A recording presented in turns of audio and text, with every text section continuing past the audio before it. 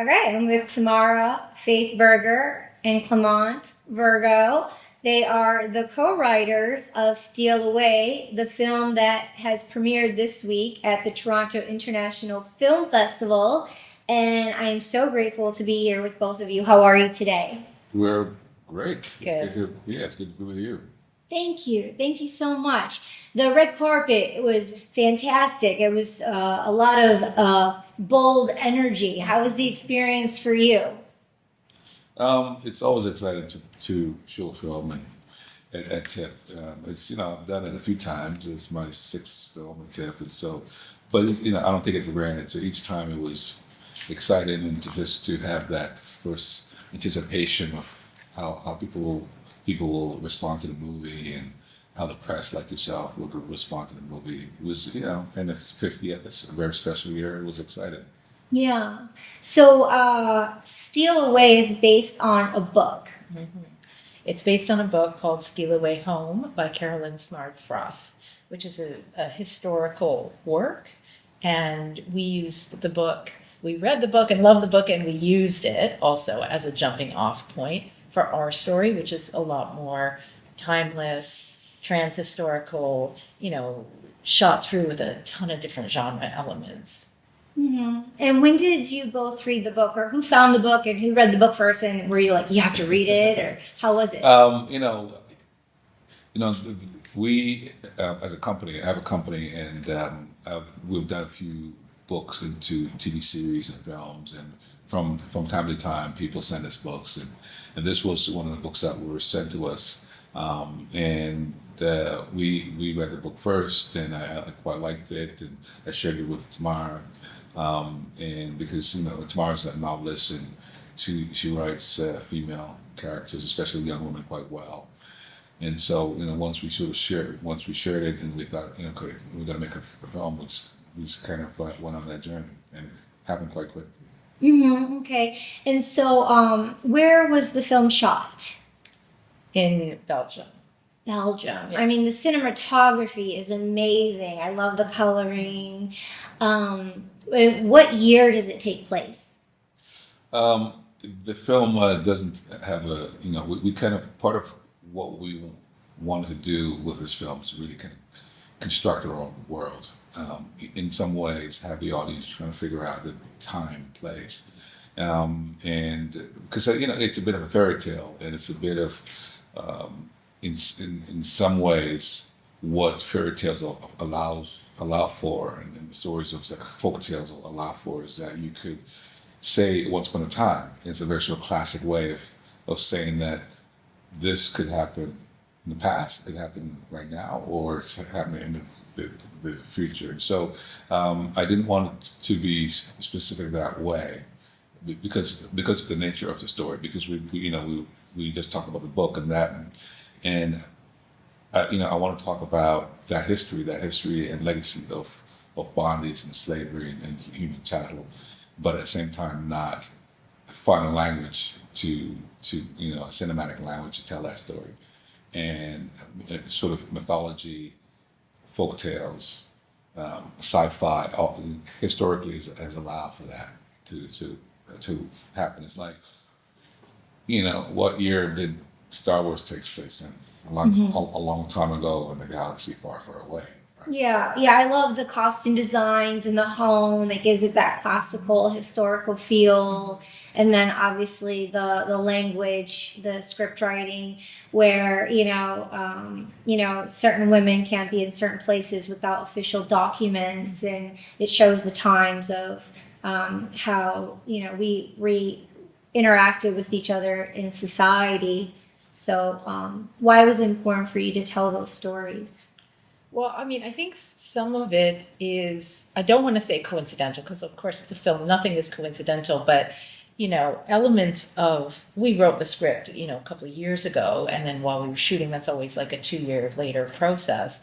But certain elements of what was happening in the world, were echoing quite strongly with the script that we wrote, which is, as Clement said, like echoing with the past, of 1840s, 1850s Kentucky, USA. So, I mean, I think it was really kind of vital. It was like a vital process, and Yeah. Yeah.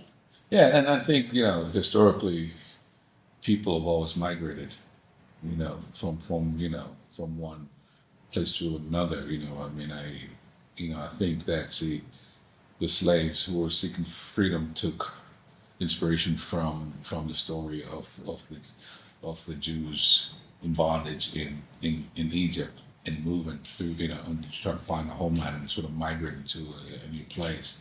And the same way in our story, and we see it today. You see people, the migration of peoples along the southern borders of the U.S. And trying to find work and trying to find and having sort of documents to be called legal. And so Yeah. It's that history is not just new. I think sometimes we think that everything is just happening now for the first time, but Lauryn Hill, there's one of her songs, one of my favorite lines that she says is like, everything you did has already been done. And I just love that idea of, we think it's all new, and because we've experienced it for the first time. Human beings have always migrated. They've always trying to seek a better life for themselves. Ultimately, they're seeking freedom. Yeah. And security for their families and for themselves. Exactly. We're primal beings. We just want a safe place to sleep. I mean, one of the lead characters, I mean, she goes around, there's a butcher knife the whole time in the film, because people have to, be on their toes when they're in their, fight and flight, just trying to feel safe and just to survive and always watch our backs. I think, a lot of people are doing that in life nowadays too. Yeah. I mean, I think it's a natural, people, we need certain things that are essential, right? We need a sense of safety. We need shelter. We need community. Food. We need food. We need Human water. connection. Yeah, and so and stories and films, we share them. Like Once Upon a Time is a way of sharing one story from one generation to the next. And I find like stories are metaphor. Stories in whether it's in the Quran or the Bible or whatever it may be, there's kind of a metaphor for life. It's like, how does one live a kind of righteous, full life? And stories and narrative and myth, in a way, sort of helps us to understand that. Yeah, I'm Greek, so I grew up with Greek mythology, Exactly. the fantasy worlds and language and poetry. So, I grew up very visual, so I connect with fairy tales big time. So right off the jump, there's you mentioned like a fairy tale, and there's a love interest. He's very easy on the eyes. Yes. How was the casting process for you to find the love interest in the film? You want to speak to Idrissa Idrissa. Senogobamba, the love interest. Yeah, that's his name, Rufus, in the movie. Yeah, I mean, it's funny. I don't really know how you found him. So Idrissa, I saw in a film that I executive produced called The Well, Oh, okay. and he was quite, he was younger then, and I remember he has a quality that I thought, oh, he has a kind of, there's a kind of vulnerability in him. There's a kind of movie star, old-fashioned movie star quality to him. Like you can't help but watch him. He has that part, and I think that's what movie stars. I think maybe the difference between say a movie star and an actor, is that you instantly like a movie star.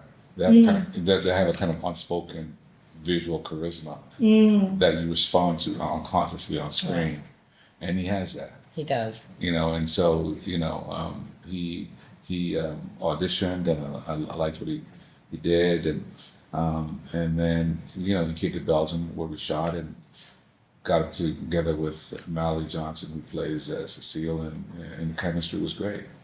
And yeah. Truly, And right we, away. And we wanted someone that the two young women would be like, oh, I want him for myself. Yeah, exactly. Yeah, definitely. Yeah. Yeah, it's quite disturbing, the film. It's quite disturbing. Yeah.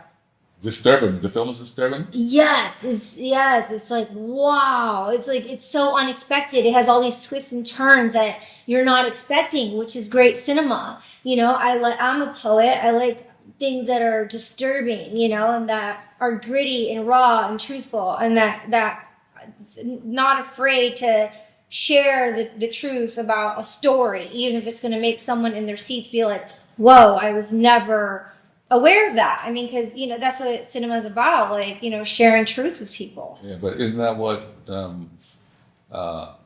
art is about? Isn't that what, writing is about? Is stories are about? If the stories are, finding a way to tell a story that's going to affect you emotionally, and Yeah. and we wanted to use. I mean, I wanted to use the cinematic language of suspense and mystery, to kind of immerse you into this world and to keep you off balance and to maybe keep you kind of, It does that. 1000%. Oh my God. I mean, I was just like blown. I was like, holy camolies. And it was a full house, and everyone was glued to the screen all the way through it to the end. And I'm looking around, and I'm like, yo, these people are in it. I'm like, word, these people are in it. Yeah. Well, yeah. Well, it's better than checking your cell phone while you're you're watching the show. Exactly. I wanted. It's like the job as a filmmaker now is harder because you're competing with.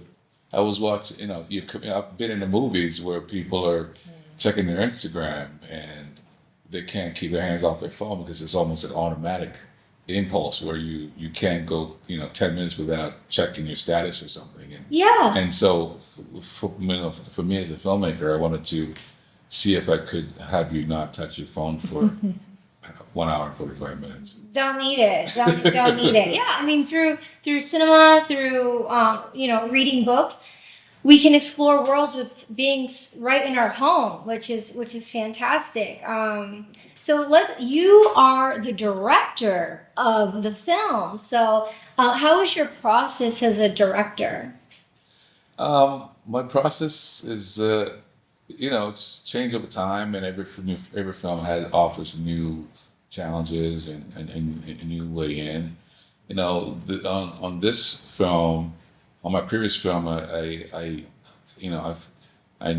was partly very personal to me in some ways, and so I was very confident about what it is that I wanted to see. I was still loose, but I was confident about what it is. With this film, it's about young women, and so I had to really rely on my female collaborators to help steer and guide me, to make sure that the film was authentic emotionally and that it honored the experiences of these young women.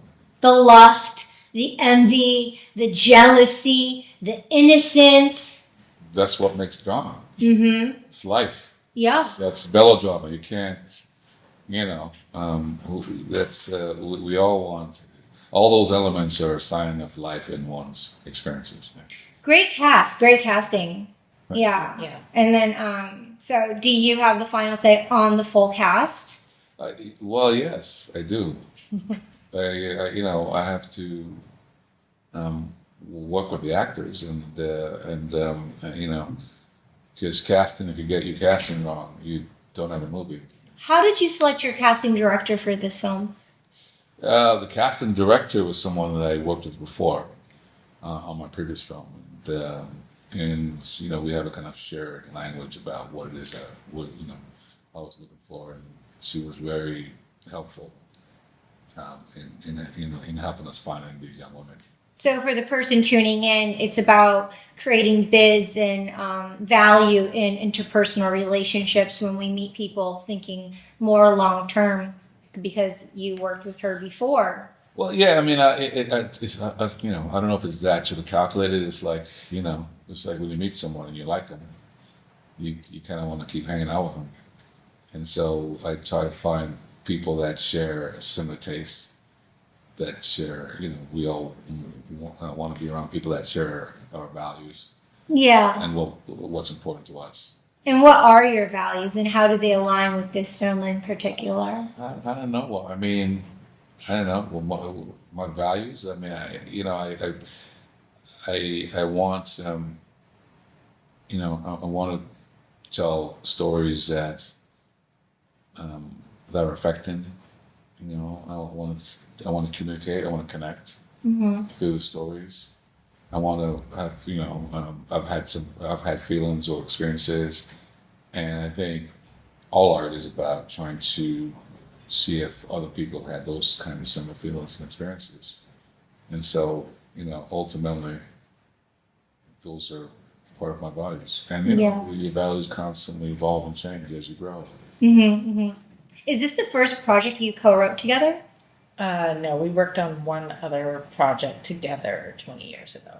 I mean, 20 years ago, how fantastic to have that rapport and relationship and shared values, and then be together, husband and wife, together, and go out there and make something and be each other's oak trees and, partners. That's so, I admirable. think from 20 years ago to today, we've obviously shared work with each other. Yeah. And so we know each other's language and stuff like that. So I think that, not that on purpose we waited 20 years, but I definitely think that this film, was smooth and easy for us to work on together. Just because we do have a lot of knowledge of each other's language and way of expressing.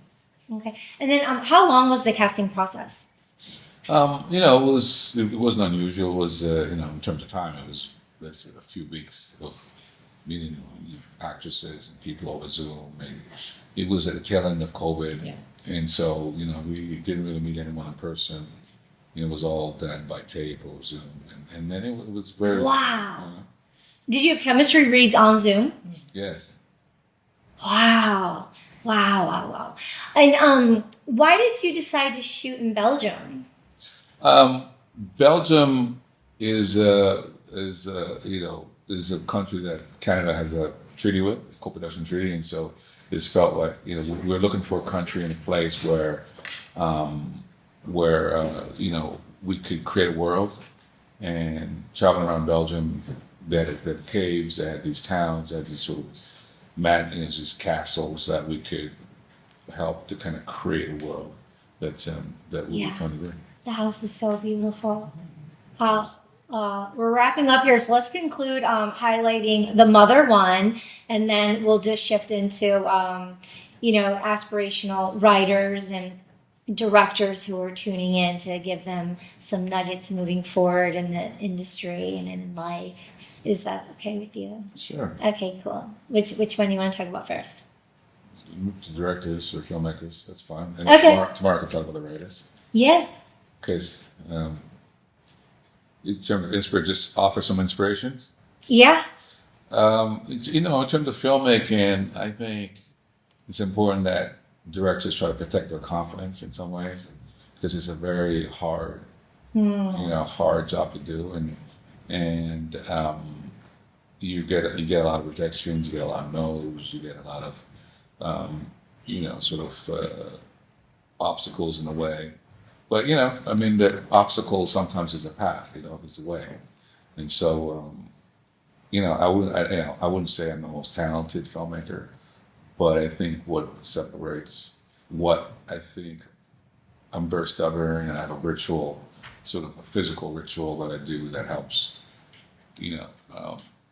me when things don't work, when I have those obstacles. And so it's like, and the second part of that, I would say, if you want to be a filmmaker, you have to really study the history of cinema. You have to, I watch a lot of films, and so you have to understand the medium, Yeah. And I think sometimes people want to be Picasso before they could learn how to do a portrait, 1,000. And so I would say learn how to do a portrait and do that very well before you start to become a cubist. Yeah. Put in the work. Definitely.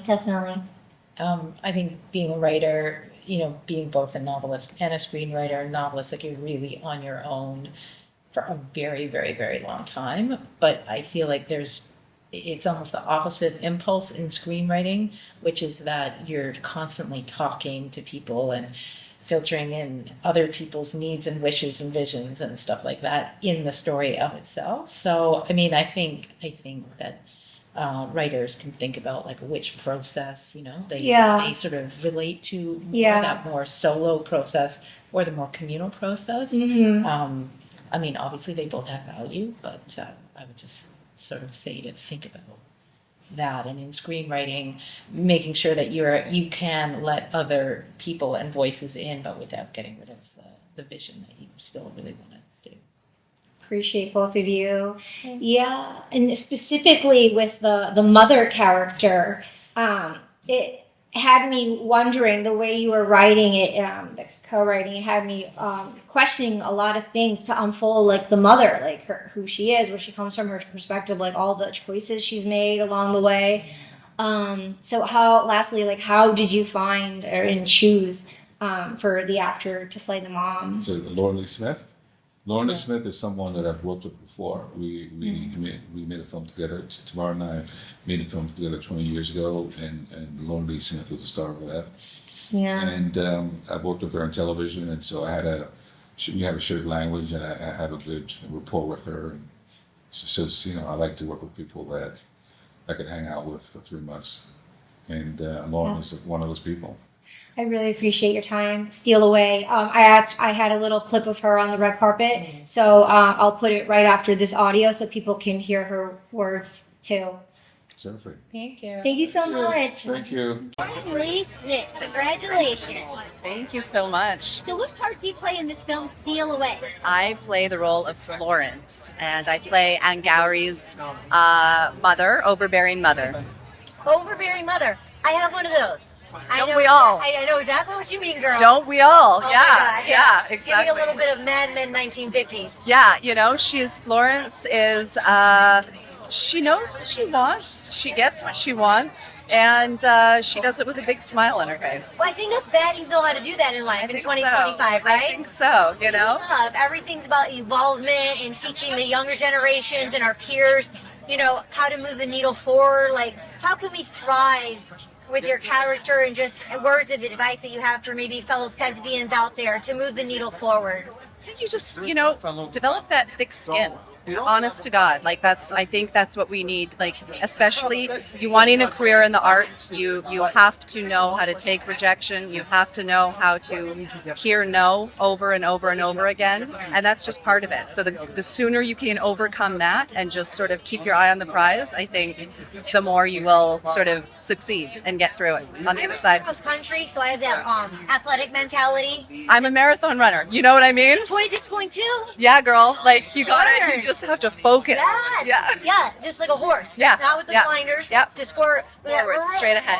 But that's right. Speaking about artistic visions and all that, I mean, you look flawless. Let's do it. E-entertainment. Oh, thank Twirl you. around. I mean, who are you wearing? Got a little RVNG going on. Yes. Oh, word. Yes. Representing the Canadian brands. Love it. That. Yeah. Well, congratulations. Thank you very much. Shining bright. Thank you so much. So much. Have a great night. Bye.